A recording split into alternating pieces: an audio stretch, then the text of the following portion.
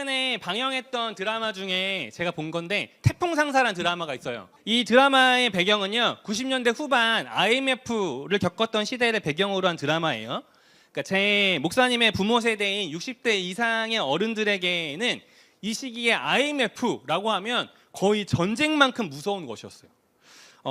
대기업들이 줄줄이 망했거든요. 90년대 후반에 우리가 알고 알만한 그리고 알던 넘겨주세요 사진. 네, 잘 설교 노트 보시면서 이만큼 망했어요. 줄줄이 매일같이 뉴스에 다 망했다라는 소식들이 뉴스에 가득할 시기였습니다. 대기업들이 줄줄이 망하고 대기업이 망하니까 거기에 연쇄적으로 중소기업들 그리고 소상공인들까지 줄줄이 망하고 큰 타격을 입게 됐어요. 그래서 어떤 일이 일어났냐면 서울역에 그리고 각각의 지하철역에 노숙자들이 엄청나게 생겼어요. 어쩌면 노숙자라고 하는 우리가 알고 있는 그 개념이 이때 생긴 걸 수 있어요. 정말 그 지하철역에 다음 사진 넘겨주시면 이거 아닌데? 네, 없네요. 네, 그 노숙자들이 가득 메웠거든요. 그러니까 각 회사에서 망하고 일자리에 잘리신 분들이 다 길거리에 나와서 노숙 생활을 시작하셨던 거예요. 저희 부모님도 아직도 기억나는데 어느 날 밤에 두 분이서 심각하게 이야기를 나누셨던 장면이 기억나요. 아빠가 그때 사업을 하고 계셨는데 곧 우리도 곧이다.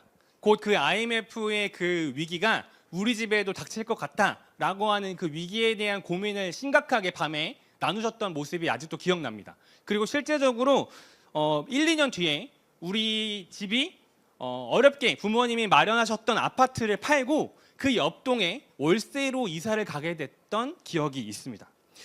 여기 계신 저와 비슷한 세대의 쌤들 그리고 저보다 윗세대의 쌤들은 그 당시에 청소년이었거나 아마 청년들이셨을 거예요. 직접적으로 그 IMF 연관은 없으셨겠지만 그 당시에 우리 부모님들을 통해서 그 가정이 갑자기 어렵게 이사를 간다든지 아버지의 회사를 망하신다든지 이런 것들에 대한 경험이 있으실 겁니다. 이 당시에는요 내일 우리 집이 어떻게 될지 모르던 시기였어요. 아빠가 언제 직장에서 잘릴지 당장 이번 달에 월급은 들어올 수 있을지 정말 불안하고 어두웠던 시기였습니다. 그런데 정말 어려웠던 시기, 국가적으로 노숙자들이 넘쳐나고 실업률들이 막 엄청나게 높았던 이 시기에 희한한 운동이 하나 일어났었어요. 그게 뭐였냐면 금모으기 운동이에요. 금모으기 운동. 여러분 교과서에서 봤어요? 금모으기 운동이라는 것이 일어났습니다. 자발적으로 언젠가부터 금모으기 운동이 일어나기 시작했어요. 1998년에 시작됐는데요. 그 국민들이 나라의 어려움을 극복하기 위해서 직접 발벗고 나서기 시작한 거예요.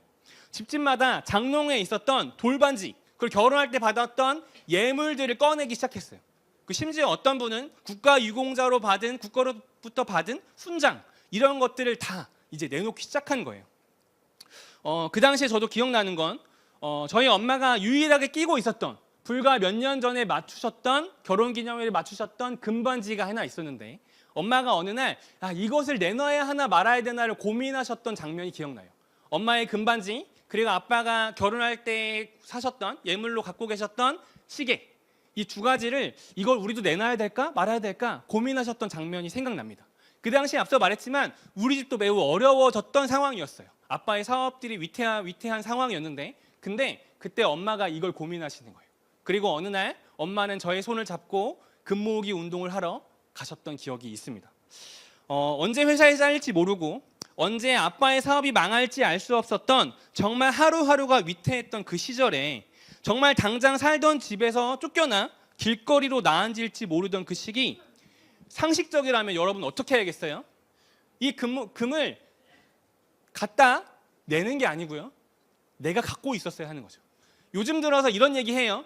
저때 저 금을 팔지 않았더라면. 요즘 그 값이 엄청 비싸거든요. 그 당시에 금 한 돈이 아마 5만 원 정도 했던 걸로 기억해요. 5만 원, 10만 원. 지금 금 한 돈이 50만 원인가요? 70만 원, 80만 원 넘어갑니다. 그때 우리 집에 엄마가 금반지를 팔지 않았더라면, 그때 아빠의 금시계를 팔지 않았더라면 훨씬 더 많이 벌 수 있었겠죠. 근데 그 당시에 사람들은 그렇게 하지 않았어요. 그 당시에 모인 금이 얼만큼이었냐면 국가의 금 보유량의 20배에 달하는 225만 톤을 모았다고 해요. 참여 인원은 350만 명이고요. 가구당 5g 정도를 냈다고 합니다. 그 결과 물론 이게 다는 아니지만 어떤 이러한 우리나라의 국민들의 이런 그 주체성은 IMF 위기를 2001년 8월 불과 3년 반 만에 극복했어요. 우리나라는 그 이전도 그리고 그 이후로도 현재까지 IMF를 가장 빠르게 극복한 나라이고 극복한 이후에 가장 빠르게 선진국으로 올라선 나라예요. 유일한 나라예요. 여러분은 그런 나라에 살고 있어요. 그 당시에 우리 국민들은 본능적으로 알았어요. 말씀을 묵상하면서 왜 그때 어른들은 그렇게 했을까? 당장 우리라면 우리 금 갖다 팔 수 있을까? 못할 것 같거든요. 근데 왜 우리 어른들은 그렇게 했을까 생각해 보면 그때 90년대 우리 부모님의 세대 그리고 우리 할머니 할아버지 세대는 무엇을 겪었냐면 불과 50년 전에 일본의 지배를 받고 있었고요. 불과 40년 전에 한국 전쟁을 경험했던 세대예요. 그러니까 나라가 없으면 나라가 위태하면 얼마나 개인의 삶이 더 힘들고 고달픈지를 처절하게 느끼며 살았던 세대예요. 그렇기 때문에 그분들은 내 개인이 당장 내일 모레 살던 집에서 쫓겨나 노숙자로 내앉을지 모를지언정 이 나라가 없으면 그거보다 더 힘들고 고달픈 삶을 산다는 것을 본능적으로 알았던 세대였어요. 우리 나라가 없다면, 우리 나라가 위험하다면 나 혼자서는 결코 잘 살 수 없어요. 그 시기 우리 부모 세대들은 그것을 알았어요. 당장 우리 집에 생활비가 없어도 먼저 우리나라의 위기를 극복하는 것이 결국에 나와 우리 가정을 위한 일이라는 것을 알았어요. 그리고 실제로 그렇게 됐어요. 앞서 말한 것처럼 불과 20년 뒤인 지금 현재 우리나라는 가장 초경제 인류 선진국이 됐습니다.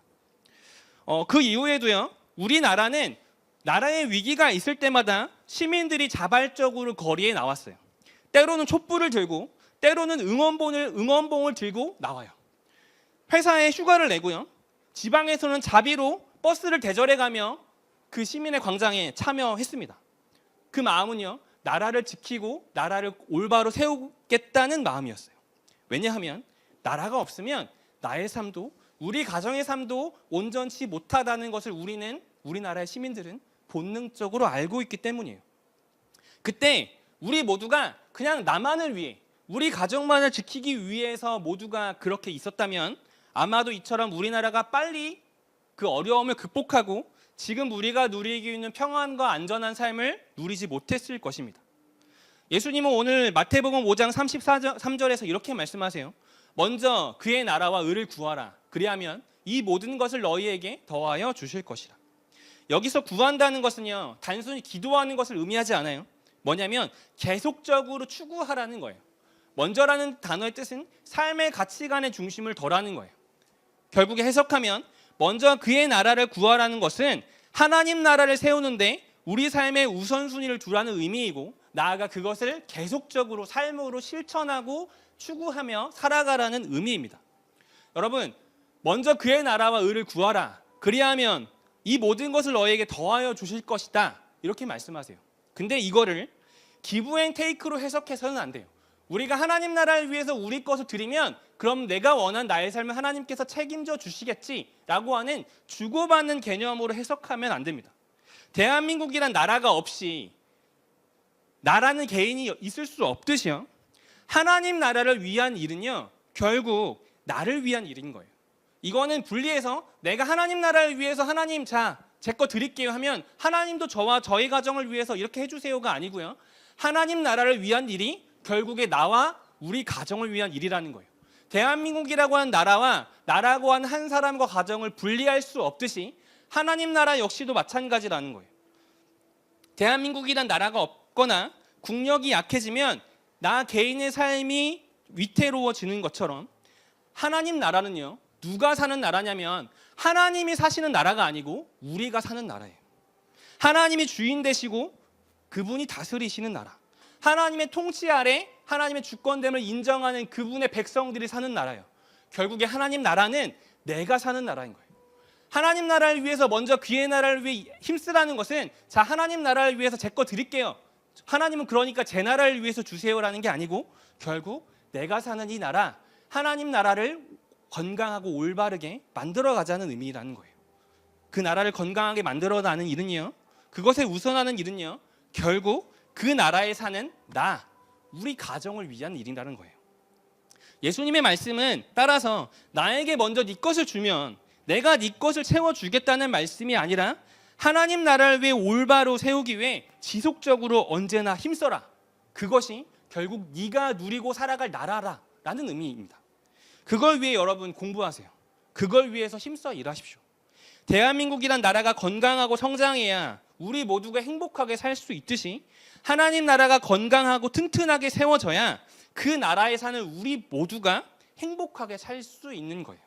사랑하는 우리 친구들, 친구들과 쌤들, 하나님을 위한 헌신은요, 따라서 기브 앤 테이크가 아니에요.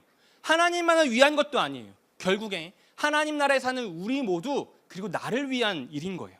하나님을 위해 내가 일하면 하나님이 내 일에 2배, 3배, 10배로 갚아주신다는 의미가 아니고, 하나님 나라를 세워가는 일은 하나님만을 기쁘시게 하는 일도 아니에요. 하나님 안에서 우리 모두가 함께 누리고 살아가기 위한 나라인 거예요. 사랑하는 우리 친구들, 쌤들, 그래서 우리 모두가 함께 살아갈 그 나라를 만들어가기를 소망합니다.